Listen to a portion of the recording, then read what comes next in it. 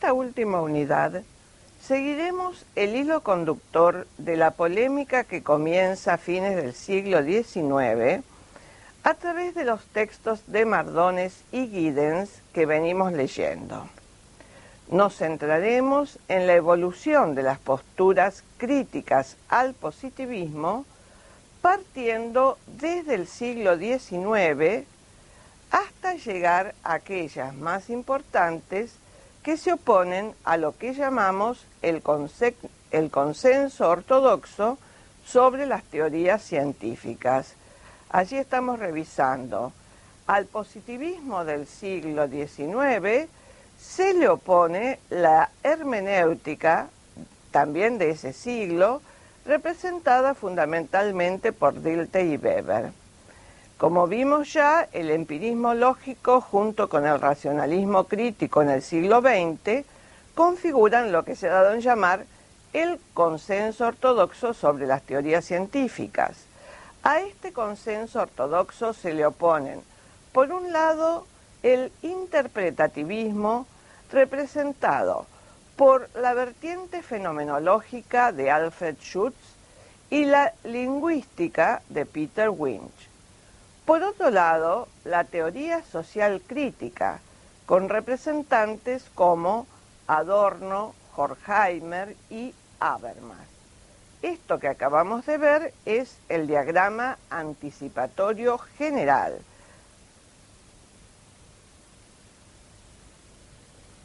Ahora pasamos a ver la primera parte de esta oposición, que es la que se da entre el positivismo del siglo XIX y la hermenéutica representada por Dilthey y Weber. Estos dos autores tienen en común la decidida oposición al positivismo y sus pretensiones en el ámbito de qué debe considerarse como ciencia. Dilthey, Max Weber, Droysen, Ricker sostienen distintas posturas críticas al positivismo del siglo XIX. Rechazo a las pretensiones del positivismo en cuanto a monismo metodológico, buscar el modelo regulador en la física matemática para toda explicación científica, el afán predictivo y causalista y el tratar de reducir la razón a razón instrumental. Detrás de su oposición hay toda una tradición que se remonta a Aristóteles, pero sus raíces más cercanas están en Hegel y en el impulso que reciben saberes como la historiografía y la lingüística en Alemania a fines del siglo XVIII. A partir de la experiencia con hechos históricos, culturales, sociales, psicológicos, jurídicos, se concluye que su manejo no puede ser el mismo que tienen los objetos de las ciencias naturales. Surge así un modelo de ciencia diferente y con una metodología propia. Los distintos nombres de autores confluyen en el de Weber en un afán de síntesis original. Una de las tesis centrales es que en las ciencias humanas o del espíritu, el objeto de estudio es el mundo del hombre, un producto del espíritu humano, creado históricamente por el mismo hombre. De aquí surge esta tajante distinción entre el método de las ciencias naturales, que fundamentalmente intentan explicar, y el de las ciencias humanas, que intentan comprender.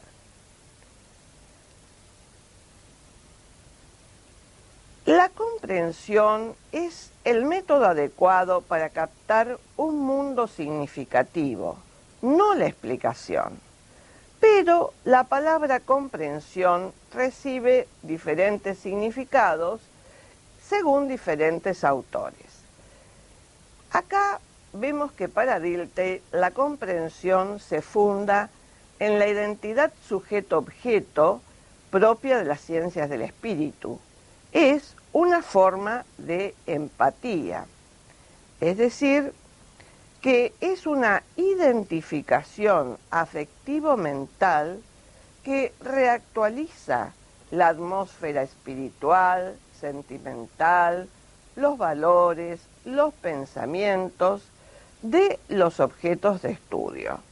Como ustedes ven, para Dilthey, la palabra comprensión tiene fundamentalmente un sentido psicológico.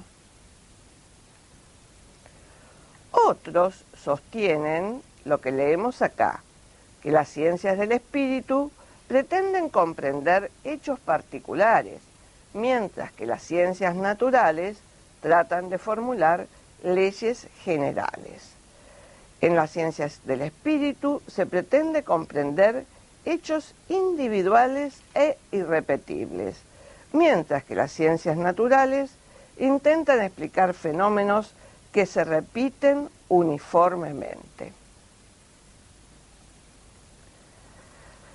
Vemos aquí que para Weber el método comprensivo de las ciencias sociales capta el carácter significativo de las acciones históricas, culturales, humanas. Es decir, que Weber insiste en que en las ciencias sociales los objetos presentan una relación de valor y una significatividad que no poseen los objetos de las ciencias naturales. Como ustedes se habrán dado cuenta, no hay unanimidad respecto al nombre de este otro dominio científico.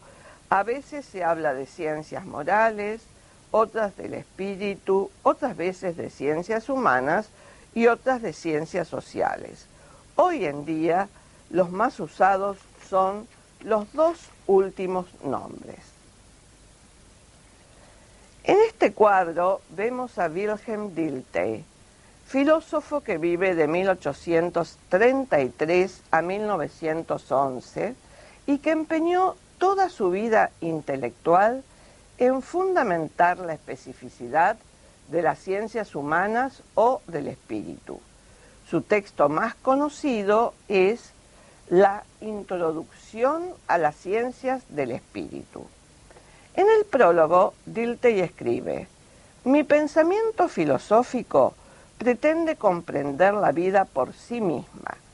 Este impulso me empujaba a penetrar cada vez más en el mundo histórico, con el propósito de escuchar las palpitaciones de su alma».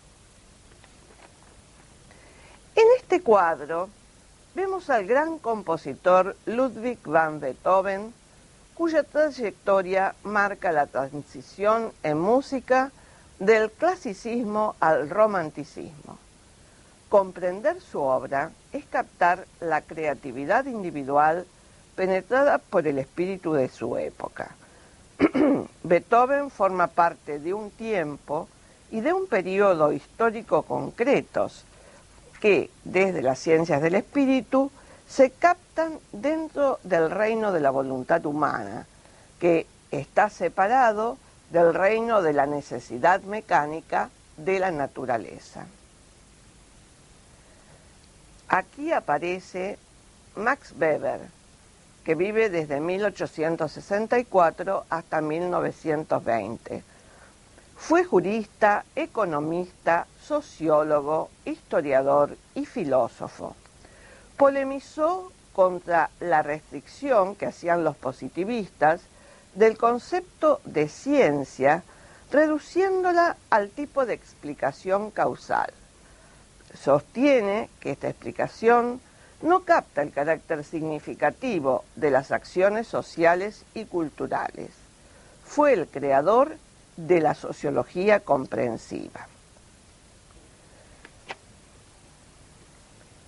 De acuerdo a lo que hemos visto en el cuadro, que volvemos a repetir ahora, hay una segunda parte de la polémica que sigue a la que se inició en el siglo XIX, y fue aquella en la que se polemizó contra el consenso ortodoxo.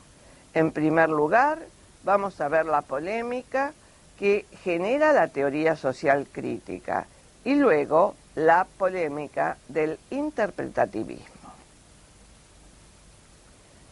Vemos aquí al filósofo Karl Popper, vive de 1902 a 1994, ya habíamos hablado de él en la unidad anterior. Ahora vamos a recordar algunos temas sostenidos por Popper desde el racionalismo crítico, sobre todo en referencia a las ciencias sociales. Entre las obras de este autor consagradas a las ciencias sociales tenemos La miseria del historicismo y La sociedad abierta y sus enemigos. Popper sostiene la teoría unificada del método, es decir, que hay un único método que se aplica a todas las ciencias.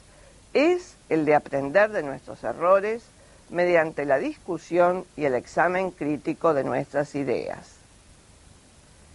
Para Popper, la objetividad científica es la crítica como intento de refutación, es decir, esa aproximación crítica que nos lleva a exponer nuestra propia teoría a la refutación. Lo singular de la cooperación entre científicos está en esa actitud de criticarse recíprocamente.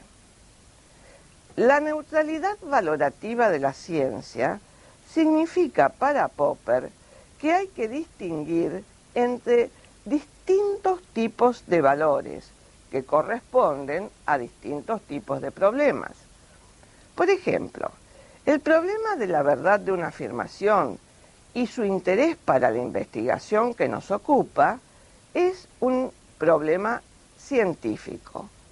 Hay otros problemas, como el de la relación entre los enunciados de la ciencia con el bienestar humano, la defensa nacional o el desarrollo industrial, que corresponden a valores extracientíficos y que para Popper quedan excluidos de la discusión crítica. A esto se refiere Popper cuando habla de la neutralidad valorativa del científico, en tanto solo debe perseguir la verdad. La lógica deductiva como órgano de la ciencia. La lógica deductiva es la que garantiza la transferencia de la verdad de las premisas a la verdad de la conclusión. Toda crítica racional es un intento de deducir de una determinada hipótesis consecuencias inaceptables, con lo cual la hipótesis en cuestión queda refutada. La lógica de la situación es la lógica de las ciencias sociales. La investigación en estas ciencias se basa en la aplicación de este tipo de lógica que intenta reconstruir racionalmente las acciones de los individuos a partir del mundo físico y del entorno social en que transcurren tales acciones. Para Popper, la sociedad está en perpetuo cambio y no es posible una sociedad perfecta.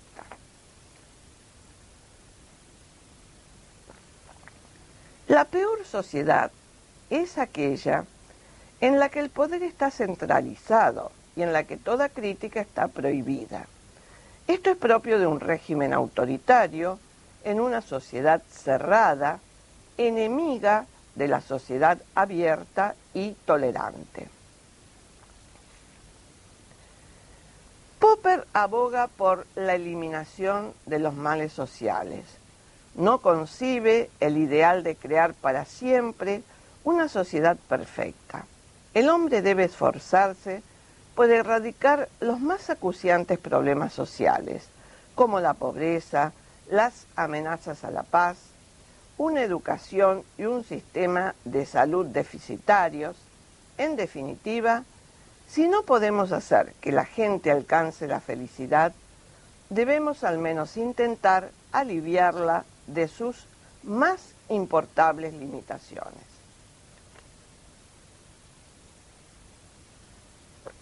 Vamos a recordar ahora la oposición que a la postura del positivismo planteó la llamada Escuela de Frankfurt.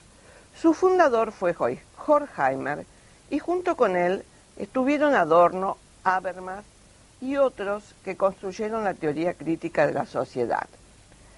Esta teoría prosigue la línea de orientación dialéctico-hermenéutica fundada por Karl Marx, filósofo que vivió de 1818 a 1883, sobre todo cuando éste pretende vincular la razón científica con el interés emancipador, humanizador. En 1961, en el Congreso de la Sociedad Alemana de Sociología, tuvo lugar una confrontación entre Popper y Adorno. La teoría crítica apuntó en contra de las afirmaciones de Popper, tratando de corregirlas. La teoría crítica presenta una oposición a la explicación, dado el carácter contradictorio de la sociedad. Sostiene que al comienzo de la ciencia no está el problema mental, intelectual, para el cual hay que buscar hipótesis explicativas. Lo que está es el problema real de las contradicciones sociales, la lucha entre lo racional y lo irracional de la sociedad. Se desecha la construcción de hipótesis a favor de la atención a los hechos que ya vienen mediados por la totalidad social. La crítica que conlleva la observación de datos particulares hace que estos no se vean estructurados como deben serlo en la totalidad social. Si se queda esa crítica en esa mera observación de lo particular, es meramente superficial. Cuando Popper habla de neutralidad valorativa, la teoría crítica presenta una oposición a ese carácter puramente cognoscitivo a favor de integrar problemas de orden práctico también en lo científico, es decir, problemas de orden valorativo. En realidad, sostienen estos autores, la neutralidad valorativa sostenida por Popper descansa en un dualismo entre hechos y decisiones. Es por eso que a Popper no le interesan los problemas prácticos, las cuestiones sobre el sentido de las normas, ni los juicios de valor cuando se encaran los problemas científicos. Pero este dualismo de Popper elimina de las ciencias sociales el carácter normativo, carácter que en realidad está siempre integrado al contexto concreto de la vida. También sostiene la teoría crítica que el método de la ciencia social es la crítica social, guiado por un ideal de emancipación. Este ideal de emancipación sería la búsqueda de un mundo social bueno para el hombre. Se deben estudiar, como ya anticipamos, no los objetos aislados, sino la sociedad como totalidad compleja y dinámica. Para poder ejercitar la crítica, hay que pensar a los hechos sociales concretos en una anticipación de sociedad en la que esos hechos se enmarquen, yendo más allá de las apariencias. Frente al ideal lógico y conceptual de Popper, se enfatiza el interés por desenmascarar los poderes ocultos en el contexto sociopolítico. El interés de la teoría crítica está en desideologizar, en nombrar lo que nadie nombra, en desvelar la injusticia y hacer aflorar la verdad de la sociedad para llegar a la sociedad futura que ansiamos.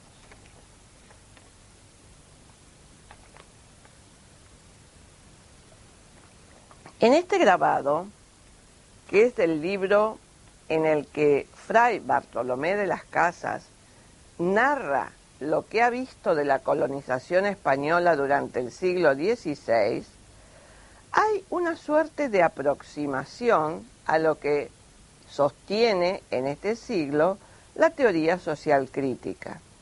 De las Casas intenta desenmascarar las atrocidades que España, en nombre de la Iglesia, cometió durante la conquista en las Indias. Denuncia la destrucción de los indios, oculta tras las narraciones oficiales. Luego, no solamente aparecen hechos, sino que aparece una valoración acerca de los mismos. En este cuadro de Fougeron, que data de 1956 y que se llama El pensionista, se busca exhibir la realidad de la vida con todo lo penosa que ésta pueda ser, enmarcando la existencia de este individuo dentro de las condiciones materiales de su clase social. La pintura responde a los principios ideológicos y estéticos del realismo socialista. En este otro cuadro de Otto Griebel, que se llama La Internacional, se expresa el ansia emancipadora de suprimir la injusticia social anticipada en un modelo de sociedad proletaria, donde reine la igualdad y donde el trabajo deje de ser el sacrificio de la vida del obrero. Las propuestas de la teoría crítica a su vez fueron replicadas y las posturas, tanto de Popper como de Adorno, continúan confrontándose entre sus discípulos contemporáneos. Ahora vamos a volver a las posiciones de Weber y Dilthey relativas a la comprensión. Recordemos que para ambos la comprensión se refiere a estados mentales subjetivos, por eso se los ha rechazado desde el neopositivismo, tachándolos de psicologistas, ya que no saben responder a este problema. ¿Cómo se puede lograr el acceso a los estados mentales de otros? Un intento de superar el problema psicologista de la comprensión fue llevado a cabo por Alfred Schutz, que vivió entre 1899 y 1959, quien encontró en el análisis fenomenológico de Husserl una teoría coherente de la vida cotidiana. Schutz se dedica a analizar la realidad de sentido común que cada individuo comparte con sus semejantes como dada por supuesta. Sus libros más importantes son El problema de la realidad social y Estudios sobre teoría social. Sus tesis principales son: el mundo social es ya siempre un mundo provisto de sentido, es decir, un mundo estructurado significativamente. Para Schutz, el individuo es un individuo social. La construcción de la conciencia del individuo es social, porque para formarla tiene que entrar a un mundo que ya está interpretado por los propios sujetos que lo viven y lo hacen.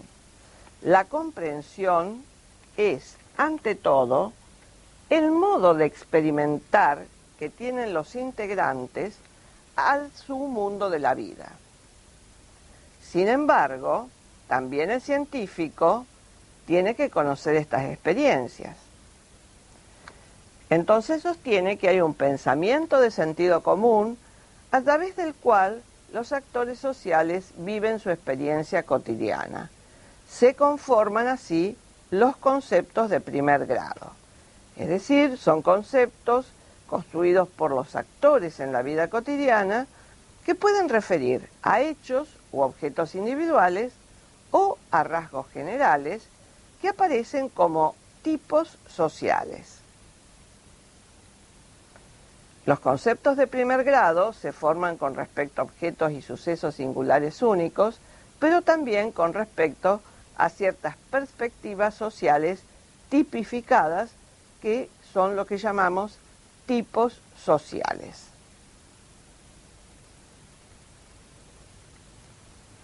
Las tipificaciones son construcciones de primer grado a partir de las cuales los científicos acceden a un conocimiento de segundo grado sobre la realidad social. Es decir, que el científico construye sus conceptos de segundo grado a partir de los de primer grado. Y deben tener estos conceptos teóricos conexión con los preteóricos con que los miembros de un grupo social interpretan su situación y sus acciones. Esta fotografía retrata a un conjunto de mujeres polacas que están exhibiendo labores y bordados tradicionales. Estas labores dan sentido a la tipicidad de ciertas actividades sociales que les ayudan a mantener una conciencia en común. En esta otra fotografía, las actitudes de los musulmanes en una mezquita forman parte de la comprensión de sentido común que este grupo religioso tiene de sus propias acciones, y es sobre estos conceptos de primer grado que los científicos sociales deben formar sus conceptos teóricos acerca de esta comunidad.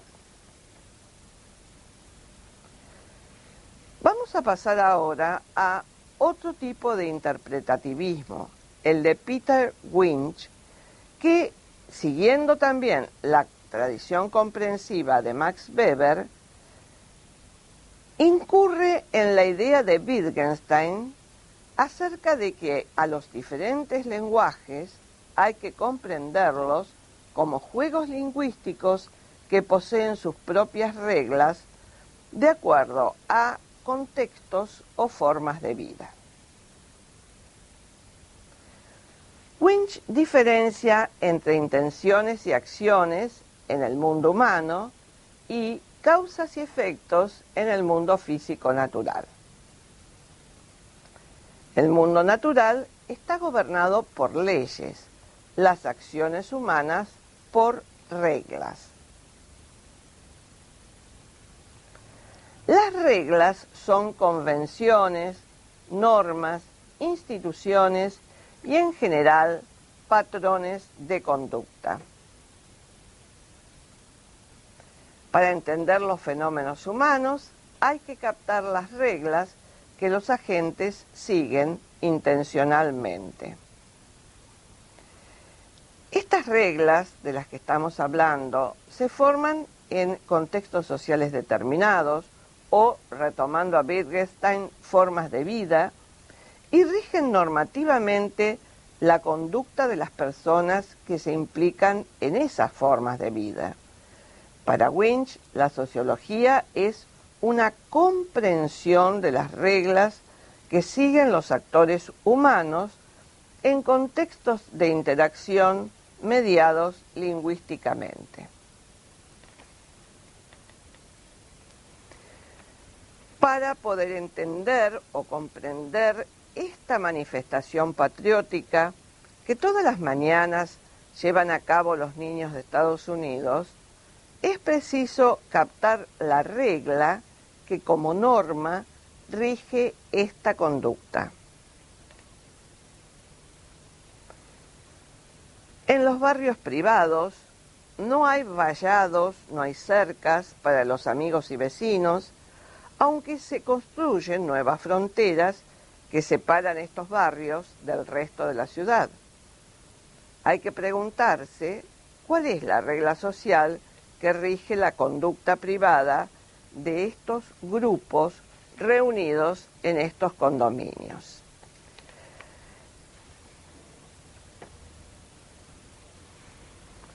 Pasaremos ahora a ver qué significa la comprensión para el autor del artículo que venimos leyendo, es decir, para Anthony Giddens, el autor del artículo El positivismo y sus críticos.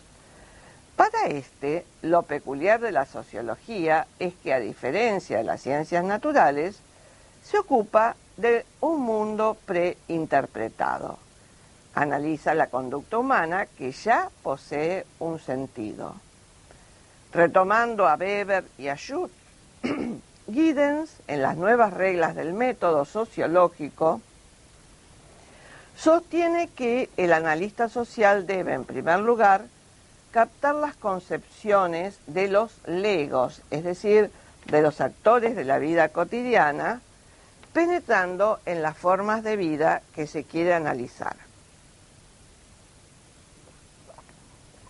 Luego, para Schutz, las tareas del análisis sociológico son, primero, la comprensión y explicación de formas de vida divergentes a través de los metalenguajes de las ciencias sociales. Y luego, la explicación de la producción y reproducción de la sociedad como el resultado de la actividad humana. La sociología se ocuparía así de un universo constituido por significados dados por los actores sociales y los reinterpreta en un metalenguaje que es a medias natural y a medias técnico. Hay aquí una doble hermenéutica, porque los individuos se apropian de los conceptos construidos en sociología a su vez, y los convierten en rasgos de sus propias conductas. En su actividad social, los sujetos van produciendo su mundo social y a la vez reproducen rasgos de este mundo que los estructura. Es interesante ver que en Giddens, autor contemporáneo, aparecen la comprensión y la explicación como métodos que no se oponen, sino que se complementan. Y esta es una característica de las distintas posturas acerca de los métodos en ciencias sociales y ciencias naturales, que es propia de los filósofos y epistemólogos contemporáneos. Podemos decir que en una primera fase de la disputa hubo una dicotomía metodológica con predominio psicologista. Las figuras principales fueron allí Dilthey y su escuela hermenéutica y la sociología comprensiva de Max Weber. En una segunda fase y como respuesta a esta postura psicologista, aparece muy fuerte el monismo metodológico neopositivista, sosteniendo que el único modelo de explicación es el nomológico deductivo y tratando de reducir la comprensión hermenéutica al rol de una mera preparación para una verdadera explicación. Esta etapa correspondería a la etapa de auge del neopositivismo o empirismo lógico. En una tercera fase vuelve a repetirse el nuevo dualismo entre las dos metodologías, pero ya no es psicologista. Se habla de que se explica por causas y se comprenden razones. En esta tercera fase, las figuras principales serían las de Schutz y la de Winch. Y en una cuarta fase aparece el pluralismo metodológico que mencionábamos al ver la postura de Giddens. Hay una tentativa de reunificar a la ciencia sobre una base hermenéutica. Podemos resumir así la situación actual en la polémica sobre las ciencias sociales. sigue teniendo gran vigencia lo que Giddens llama el post-empirismo, es decir, la postura de Kuhn como autocrítica de la tradición positivista. Se consideran los aportes de la historia y de la sociología de la ciencia para la reconstrucción racional de las teorías científicas, es decir, ya no se vuelve a las simplificaciones neopositivistas para hablar de los hechos científicos históricos, sino que se trata de comprenderlos con los aportes que provienen de la historia y de la sociología de la ciencia. La concepción de la explicación científica ya no es exclusivamente causalista, se complementa con enfoques interpretativos, es decir, que junto a la explicación causal de fenómenos naturales, aparece también la explicación intencional por motivos o intenciones para las acciones humanas. Y es así que podemos decir que en esta etapa de fines del siglo XX, el método científico se ensancha, se ha ampliado con los aportes provenientes de las corrientes que en años anteriores estaban en una polémica incesante.